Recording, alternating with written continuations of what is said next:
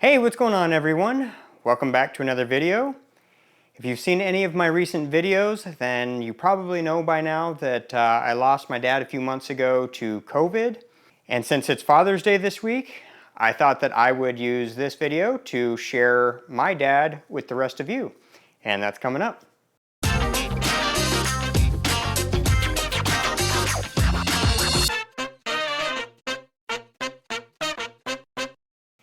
So like so many of my videos, we're out here in the garage, but specifically in front of my dad's toolbox here. He was a mechanic, and I picked up a lot of my skills from him.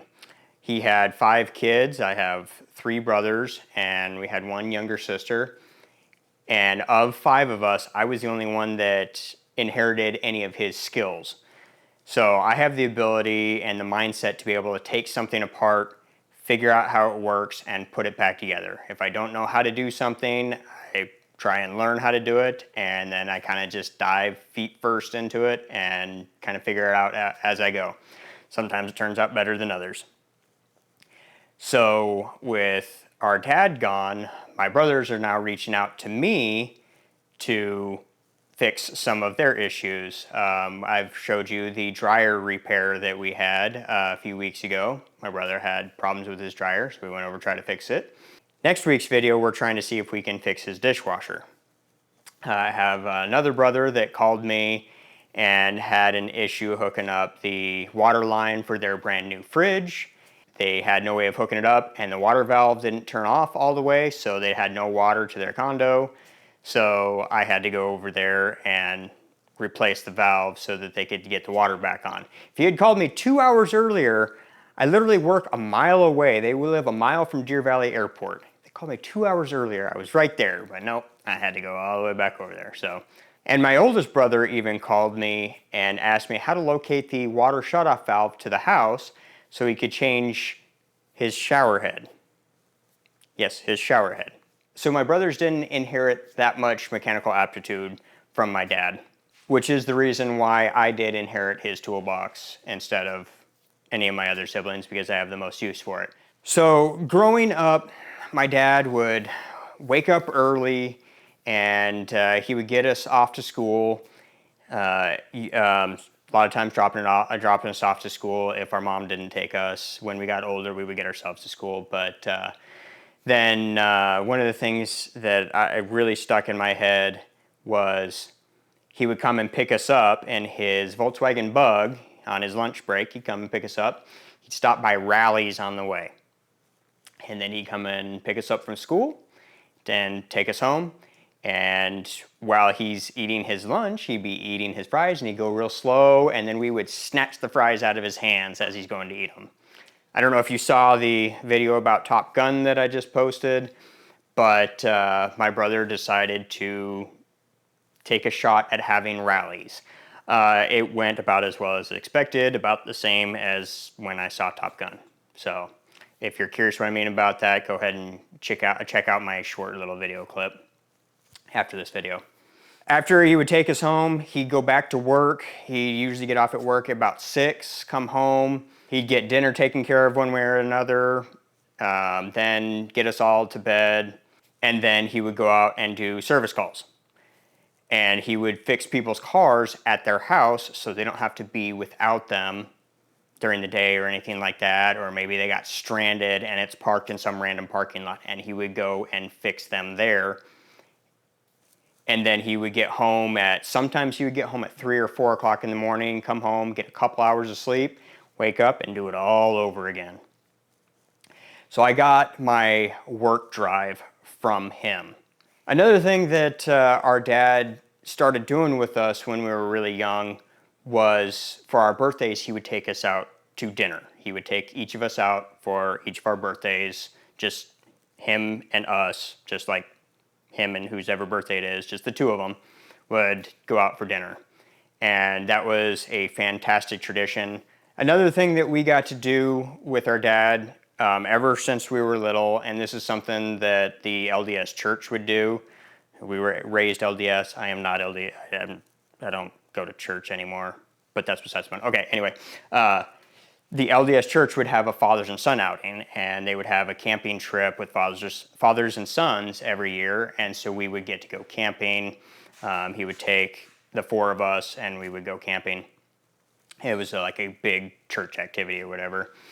But that really hurt our sister. Like, she didn't like that they had the fathers and son outing, but there was no like fathers and daughters camping trip or anything like that.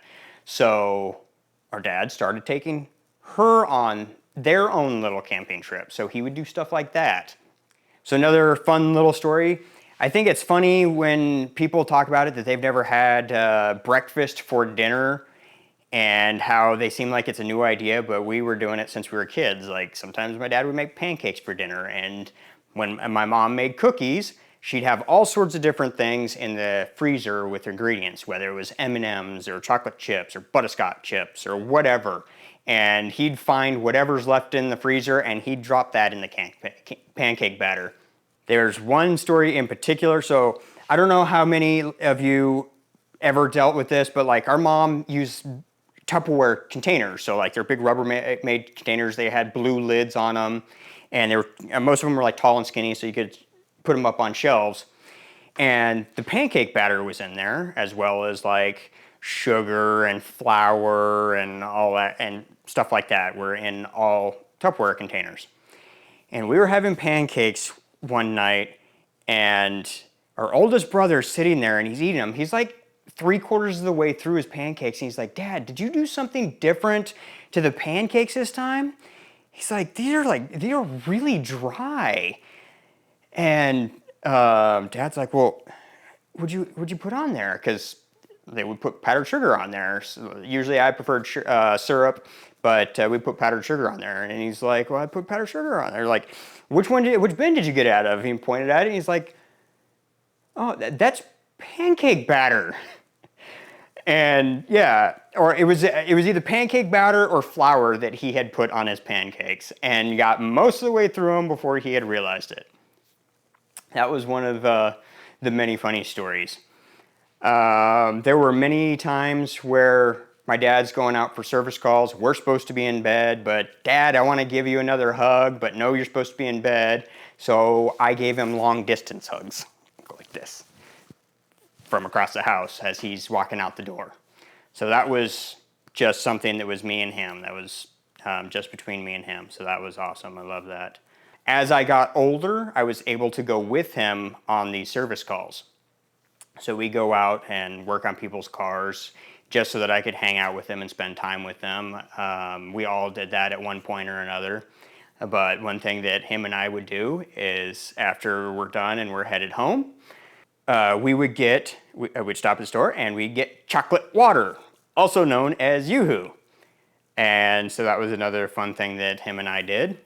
And as I got into my teenage years, with him being out late doing service calls, boy, did it make it hard to sneak back in.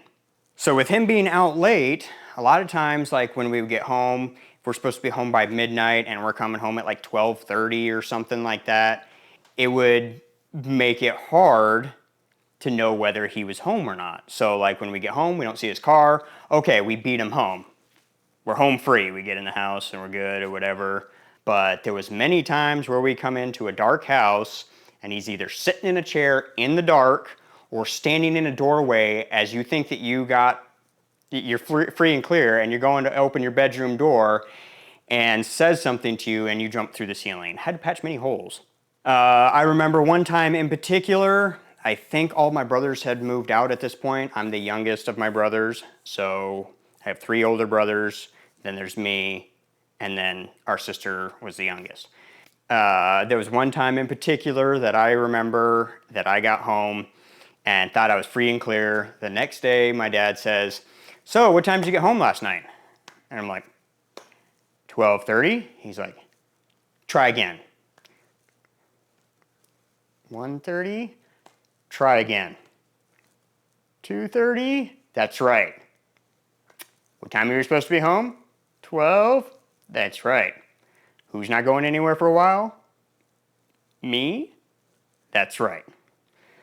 So that was one time that I remember in particular, and And then there was another time that I remember. I was in 5th grade.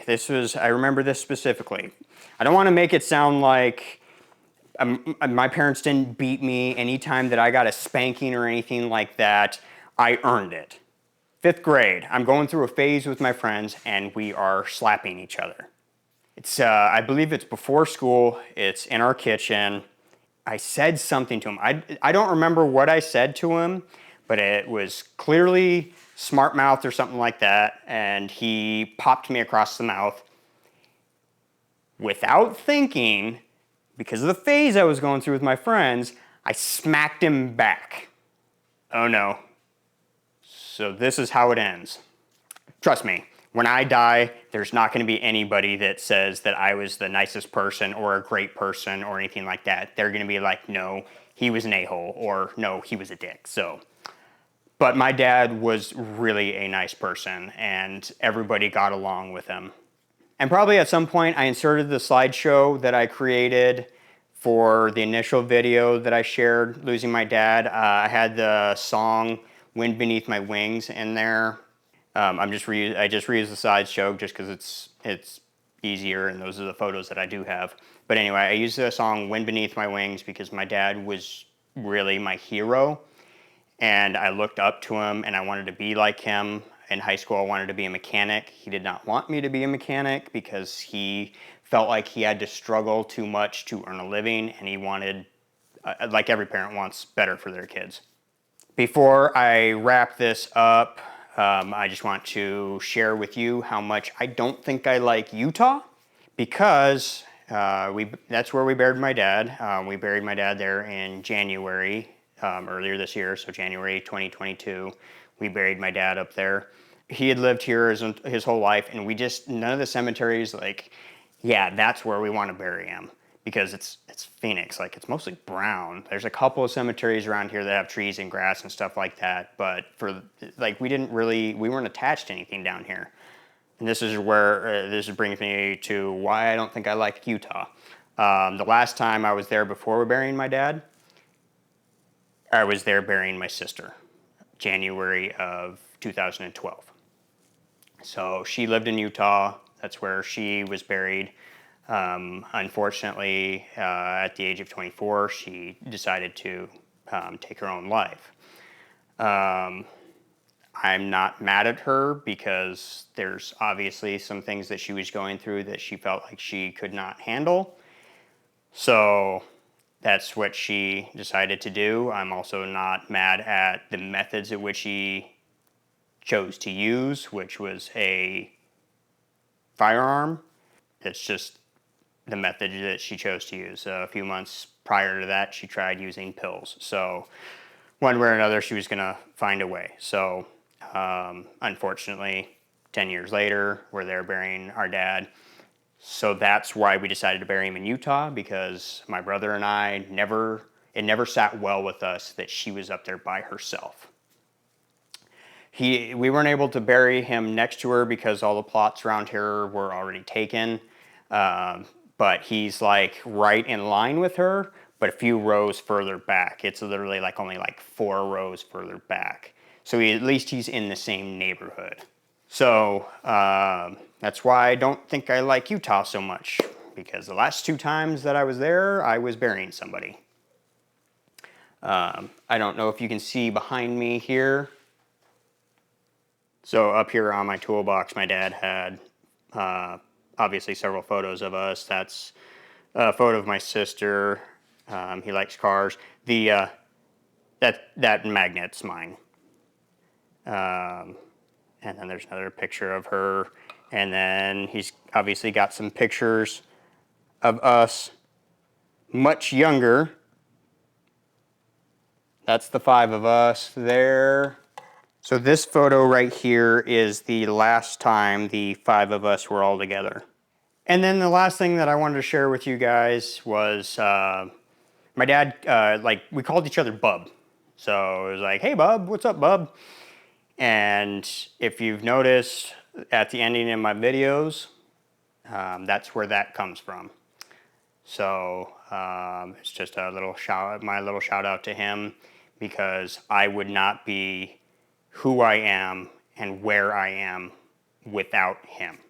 So now, while my dad was an awesome dad, I thought he did a good job with us since we were all very close to him. I am not, other than dogs. I don't have any kids, so I'm not a father. I don't have kids. I don't like kids. I can't stand them. I don't want them ever. Plus, I am very selfish. I like to spend money on me. I like to go camping when I want. I like to go out to a movie when I want. I like to go out to dinner when I want and not feel bad that I'm sticking my girlfriend with the kids. So I will never have kids. And the best advice to you, if you are younger and you're watching this, I don't know how much my audience is younger, but even older, the best advice that I can give to you is know what your deal breakers are. You'll save yourself and others a lot of time and heartache if you know what your deal breakers are, because I'm often asked, what if she wants kids? Well, if she wanted kids and I gave them to her, wouldn't that make me miserable? Or if she wanted kids and I don't give them to her, then she's miserable? No harm, no foul. We go our separate ways. Why can't people understand that? Not everybody has to have kids. There's 7.5 billion humans on the planet. Maybe a few more people need to make that decision. Just saying. Anyway, that does it for this week, and we will catch you guys on the next one. See ya.